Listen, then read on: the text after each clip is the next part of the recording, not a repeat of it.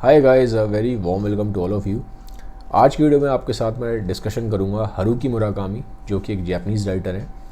इनकी एक short story जिसका नाम है स्लीप, इसके बारे में आपसे डिस्कशन करूंगा। ये एक एग्जिस्टेंशलिस्ट स्टोरी है। ये स्टोरी रिवॉल्व करती है एक लेडी के अराउंड। लेडी की एज है अराउंड 30 ईयर्स। हैप्पीली उसकी मैरिड लाइफ है। हस्बैंड उसका बहुत अच्छा है, उससे बहुत प्यार करता है, वो भी हस्बैंड को लाइक करती है। एक बच्चा है उनका, लड़का है, लड़का भी बहुत प्यारा सा है। तो फैमिली लाइफ बहुत अच्छी है। सेकंड, बात करें अगर पैसे की, तो वेल्थ भी अच्छी है क्योंकि हस्बैंड डेंटिस्ट है और काम उसका अच्छा चलता है, तो वेल्थ भी ठीक है। हेल्थ की बात करें तो सबकी हेल्थ भी ठीक रहती है। तो जनरली जो 3 पैरामीटर्स होते हैं हैप्पीनेस के, रिलेशनशिप, हेल्थ और वेल्थ, ये तीनों ठीक है। बट राइटर ने दिखाया है कि एक दिन इसको एक रिलेशन होता है। लेडी को रिलेशन ये होता है, इसको लगता है कि जो उसकी लाइफ है वो रिपीटेटिव है, और क्योंकि उसकी लाइफ रिपीटेटिव है तो उसको ऐसा फीलिंग आती है कि उसने कहीं ना कहीं लाइफ की तरफ जो फील है उसको खो दिया है। She is unable to feel life, she is living life but she is unable to feel life. और जब ये रिलेशन बहुत स्ट्रांग हो जाता है, जब ये फीलिंग बहुत स्ट्रांग हो जाती है, तो उसको नींद आना बंद हो जाती है। इनसोम्निया की प्रॉब्लम हो जाती है, कहीं कहीं रातों तक नींद नहीं आती। तो अब दिखाया है राइटर ने कि जब उसको नींद नहीं आ रही, घर में सब सो गए, हस्बैंड भी सो गया है, लड़का भी सो गया उसका, तो फिर वो बुक पढ़ती है। अब ये दिखाया कि ये बुक्स पढ़ने का शौक़ उसको पहले था।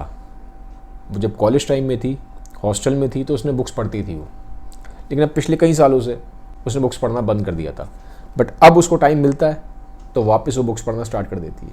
कई घंटों तक बुक्स पढ़ती है। बट क्योंकि अब पूरी रात तो आदमी बुक्स नहीं पढ़ सकता, एक बार में तो पढ़ना मुश्किल होता है, ठीक है, कि इतने लगातार आदमी 8-10 घंटे पढ़े, और रातें लंबी हैं, 8-10 घंटे की रात है, तो क्या करे। तो 3-4 घंटे वो बुक्स पढ़ती है। बाकी टाइम वो क्या करती है, उसको मन करता है कहीं बाहर जाके जो शहर है उसको थोड़ा सा देखे, खुली हवा में जाए। तो अपनी कार निकालती है और शहर में निकल जाती है। तो कहानी जापान की है, तो जापान के शहर की बात है। अब रात को जब उसको शहर दिखाई देता है, उसको बहुत अलग दिखाई देता है। वो ऊपर स्काई को देखती है, स्काई बहुत उसको अच्छा लगता है, स्टार्स हैं, मून है, तो अच्छा वेरी लाइवली स्काई, ठीक है, और एकदम शांति है, एकदम पीस है, एक अजीब सा साइलेंस है। तो जब वो दिन में बाहर निकलती थी तो बहुत शोर शराबा होता था, बहुत भीड़ होती थी, तब वो जो शहर की ब्यूटी है, जो नेचर की ब्यूटी है, उसको फील नहीं कर पाती थी। बट आज जब वो रात को निकली है तो एकदम शांति है, कोई नहीं है, कोई ना लोग हैं ना कुछ हैं, सड़कें एकदम खाली हैं।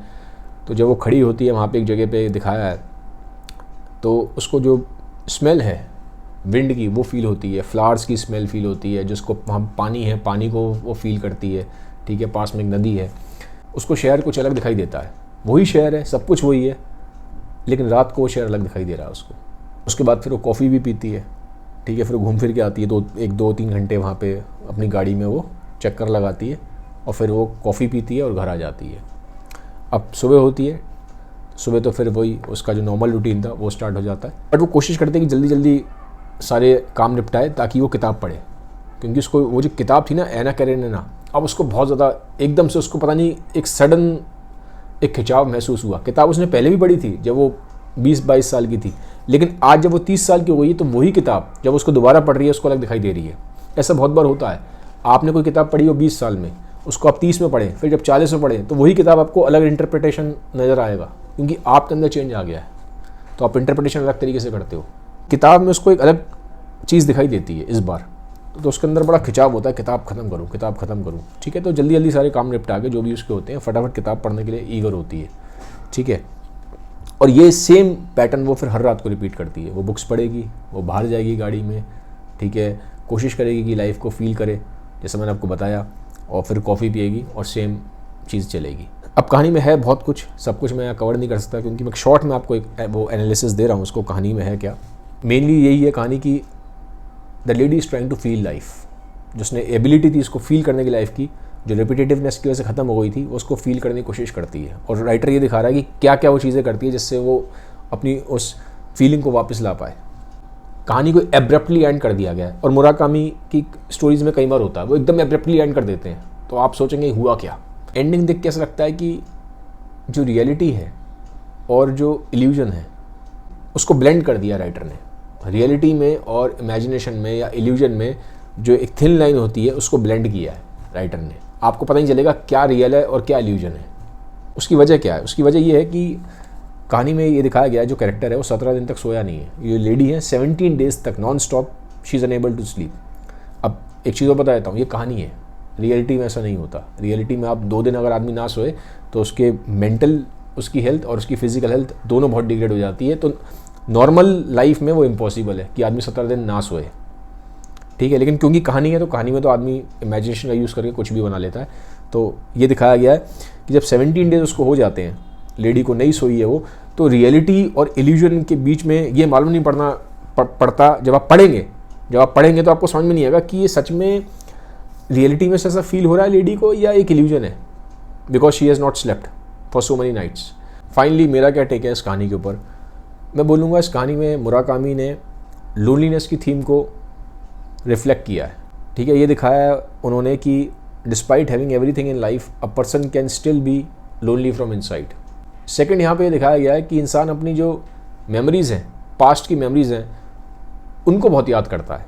जैसे कि इसमें दिखाया गया जो लेडी है वो अपने स्कूल टाइम की मेमोरीज़ हैं, जो उसके कॉलेज टाइम की मेमोरीज़ है, इनको बार बार वो याद कर रही है, ठीक है। और उसके थ्रू उसको ना एक स्ट्रेंथ मिलती है, उसको एक फील गुड आता है, ठीक है। तो मेमोरीज़ की इंपॉर्टेंस बहुत दिखाई गई है, स्पेशली जो आपके स्कूल टाइम और कॉलेज टाइम का टाइम पीरियड है, या आप बोल सकते हैं जो अर्ली 20s वाला टाइम पीरियड है, वो बहुत ज़्यादा रोल प्ले करता है इंसान की लाइफ में।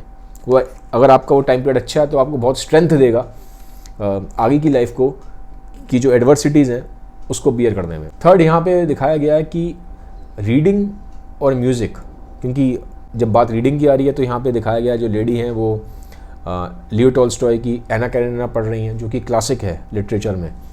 और सेकंड, जब म्यूज़िक की बात है तो ये इसमें स्टोरी में कई जगह मोज़ार्ट का मेंशन हुआ है, ठीक है। मोज़ार्ट एक क्लासिकल म्यूज़िक में बहुत बड़े म्यूजिशियन थे।